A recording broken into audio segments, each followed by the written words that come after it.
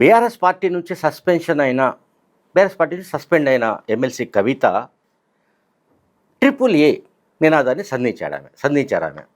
Triple A అంటే అవకాశం, అధికారం, ఆత్మగౌరవం. అంటే తనకు అధికారం వచ్చే విధమైన అవకాశం లభించాలన్నది ఆమె అభిలాష, ఆమె ఆకాంక్ష. సో అవకాశం కలిసి వచ్చి అధికారం కనుక తనకు వస్తే తెలంగాణ ప్రజల ఆత్మగౌరవాన్ని నిలబెడతానని ఆమె ప్రజలకు హామీ ఇస్తున్నారు. తెలంగాణ సమాజానికి ఆమె హామీ ఇస్తున్నారు ఎవరు? కవిత. సో ఈ సందర్భంగా అంటే ఆమె జనం బాట సందర్భంగా మీడియాతో మాట్లాడుతూ కానీ ఇతర సమావేశాల్లో మాట్లాడుతూ కానీ ఆమె ఈ నినాదాన్ని ప్రధానంగా సంధిస్తున్నారు. అవకాశం, అధికారం, ఆత్మగౌరవం. గతంలో తెలంగాణ ఉద్యమం సందర్భంగా మనం విన్నాం. నీళ్లు, నిధులు, నియామకాలు, ఈ 3 నినాదాలతో ఉద్యమం కొనసాగింది. సరే, ఉద్యమం సక్సెస్ అయింది, తెలంగాణ రాష్ట్రం అవతరించింది.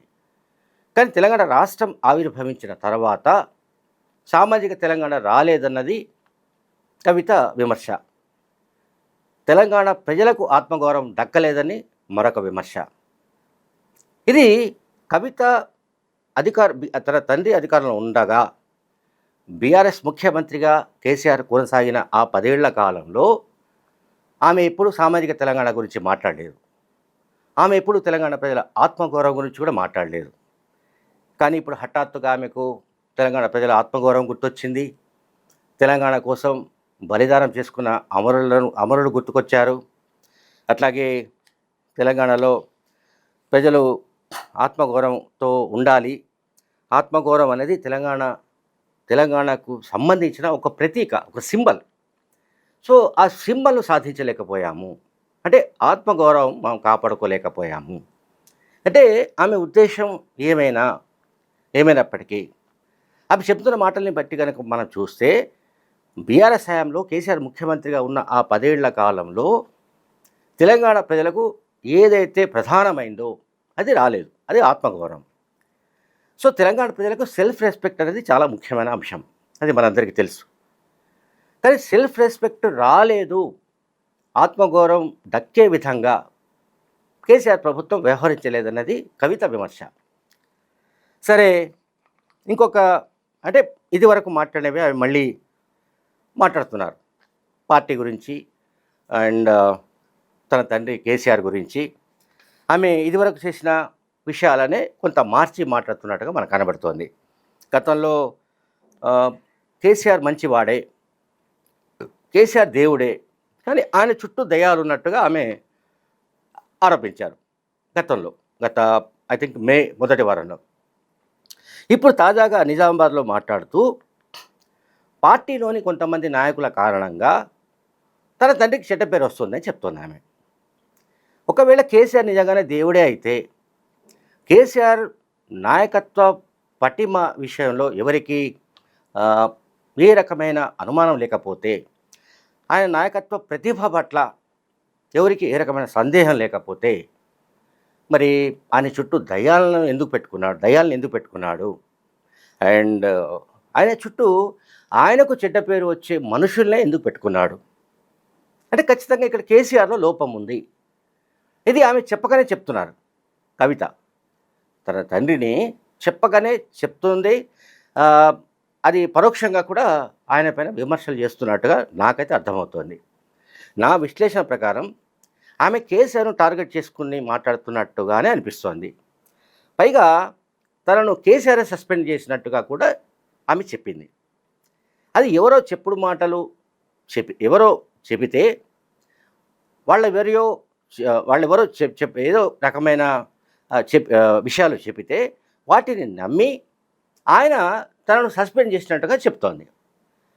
చెప్పుడు మాటలు విని లేకపోతే ఇంకేమైనా ఎవరైనా ఏదో రకంగా మాట్లాడితే వాటిని కేసీఆర్ ఎట్లా నమ్మగలడు? ఒకవేళ అట్లా నమ్మగలిగితే కేసీఆర్ ఎందుకు గొప్ప నాయకుడు అవుతాడు అనేది సాధారణంగా జనంలో వచ్చే సందేహం, జనానికి వచ్చే అనుమానం. కనుక ఆమె ఇంకొక విషయంలో కూడా కొంత అంటే సందేహాస్పదంగా ఆమె మాట్లాడుతున్నట్టు కనబడుతోంది ఆమె వైఖరిలో. అంటే నేను బీఆర్ఎస్ పార్టీని, కేసీఆర్‌ను ఇష్యూ బేస్డ్‌గానే, అంశాల వారీగానే విమర్శిస్తానని చెప్తోంది. దీన్ని ఎట్లా అర్థం చేసుకోవాలి? ఇప్పుడు కవిత ఆమె పూర్తిగా బీఆర్ఎస్ పార్టీ నుంచి డిస్కనెక్ట్ అయ్యారు. బీఆర్ఎస్ పార్టీ నుంచి బయటకొచ్చేశారు. ఇప్పుడు ఆమె కొత్త రాజకీయ పార్టీని ఏర్పాటు చేయడమా లేదా అనే అంశం పైన ప్రజల్లో పర్యటిస్తున్నారు. ప్రజల అభిప్రాయాన్ని మొత్తంగా కూడగట్టిన తర్వాత దాదాపు 4 నెలల పాటు ఈ జనం బాట పేరిట జరిగే యాత్ర పూర్తయిన తర్వాత అప్పుడు ఒక కంక్లూజన్‌కి వస్తానని ఆమె చెప్తున్న మాట. సో రాజకీయ పార్టీ పెడితే దాని సక్సెస్ రేట్ ఎంతుంటుంది, ఏమిటన్నది ఓ పెద్ద ప్రశ్న అది. బట్ ఈలోగా ఆమె చేస్తున్న పని ఏంటంటే ఆమెకి ఎవరో ఒకరు విలన్ కావాలి. ఇప్పుడు కవితకు ఒక విలన్ కావాలి ఖచ్చితంగా. అంటే మీకు గనక శత్రువు అంటూ ఎవరో తెలియకపోతే మీరు ఎవరితో పోరాడుతున్నట్టు, మీరు ఎవరిపైన పోరాడుతున్నట్టు, మీరు ఎవరితో యుద్ధం చేస్తున్నట్టు అనేది సాధారణంగా మనందరికి వచ్చే అనుమానం. తర్వాత 5 ఏళ్ల కిందటే అసలు పార్టీలో ఎవరు ఏం పని చేస్తున్నారు, ఎవరి పనితీరు ఎట్లా ఉంది అనే దానికి సంబంధించి కనుక పార్టీలో దిద్దుబాటు చర్యలు తీసుకొని ఉంటే 2023 అసెంబ్లీ ఎన్నికల్లో పార్టీ ఓడిపోయేది కాదు అన్నది ఆమె సిద్ధాంతం. అంటే ఆమె ఒక థియరీ రూపొందిస్తోంది. బట్ ఇక్కడ కేసీఆర్ గురించి కవితకు కూడా తెలుసు, కేటీఆర్కి తెలుసు, హరీష్ రావుకు తెలుసు, ఆయన గురించి చాలామందికి తెలుసు. కేసీఆర్ ఎప్పుడు కూడా ఇంకొకరి సలహా వినడు, ఇంకొకరి మాట వినడు, విన్నట్టే నటిస్తుండొచ్చు. కానీ ఫైనల్గా ఆయన తీసుకున్న నిర్ణయం అది ఫైనల్. అంతిమంగా ఆయన ఏ నిర్ణయం తీసుకుంటే అదే ఫైనల్ తప్ప కవిత చెప్పిందనో, కేటీఆర్ చెప్పాడనో, ఇంకొకరు చెప్పారనో, పార్టీలో ఏదో జరుగుతుందనో ఆయన సమీక్షించుకోవడం కానీ, లేకుంటే కవిత మాట్లాడుతున్నట్టుగా దిద్దుబాటు చర్యలు తీసుకుంటాడనో ఎవరు అనుకోవడం లేదు. కేసీఆర్ స్టైల్ వేరు. మిగతా రాజకీయ నాయకులకు కేసీఆర్కు ఉన్న స్టైల్ అది. మనం అది నియంతృత్వ పోకడాలంటామా, మరే నిరంకుశ పోకడాలంటామా, మనం ఏ పోకడాలన్నా కూడా కేసీఆరే. కేసీఆర్ ఎప్పుడు కూడా ఇంకొకరి మాట విని ఒక నిర్ణయం తీసుకున్న చరిత్ర లేదు. అండ్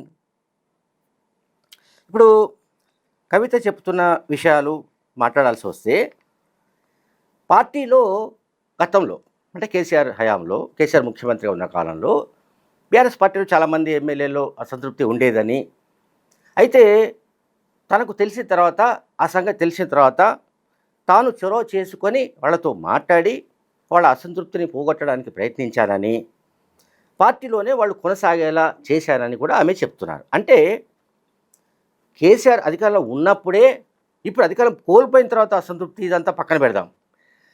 కేసీఆర్ అధికారంలో ఉన్నప్పుడే అధికార పార్టీ అంటే అప్పటి అధికార పార్టీ బీఆర్ఎస్ పార్టీ ఎమ్మెల్యేల్లో తీవ్ర అసంతృప్తి ఉండేది అనేది ఆమె ధృవీకరిస్తోంది.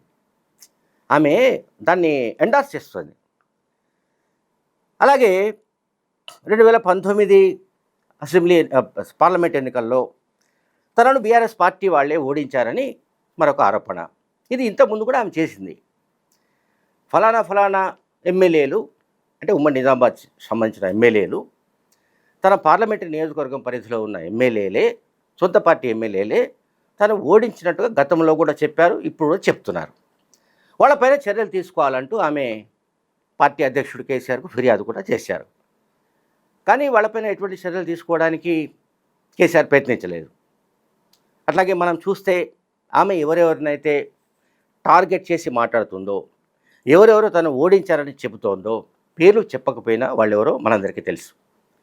కానీ వాళ్ళే ఇప్పుడు కేసీఆర్ చుట్టూ కనిపిస్తున్నారు, కేటీఆర్ చుట్టూ కనిపిస్తున్నారు. ఇప్పుడు జూబ్లీహిల్స్ ఉప ఎన్నిక సందర్భంగా కూడా వాళ్ళంతా కనిపిస్తున్నారు. కవిత దృష్టిలో వాళ్ళంతా దయ్యాలు కావచ్చు, లేకుంటే కవిత దృష్టిలో వాళ్ళు కేసీఆర్కు చెడ్డ పేరు తెస్తున్న వ్యక్తులు కావచ్చు. కానీ అంతిమంగా కేసీఆర్, కేటీఆర్ కవితను ఎవరైతే ఓడించారో, కవితను ఎవరైతే నష్టం కలిగించారో వాళ్ళనే తమ చుట్టూ పెట్టుకుని తిరుగుతున్నారు. దీన్ని మరి ఎట్లా అర్థం చేసుకోవాలి? లేకుంటే ఆమె ఆమెలో ఉన్న ఆగ్రహం ఏమిటి, ఆమె ఆగ్రహాన్ని ఏ రకంగా దాన్ని అంటే పొలిటికల్గా ఎట్లా ఆమె ఆగ్రహం షేప్ తీసుకుంటుంది, నిజంగా రాజకీయ పార్టీ పెడుతుందా లేదా అన్నది బహుశా అది మనకు తెలియడానికి ఇంకొక 4 నెలలు పట్టొచ్చు. Thank you very much.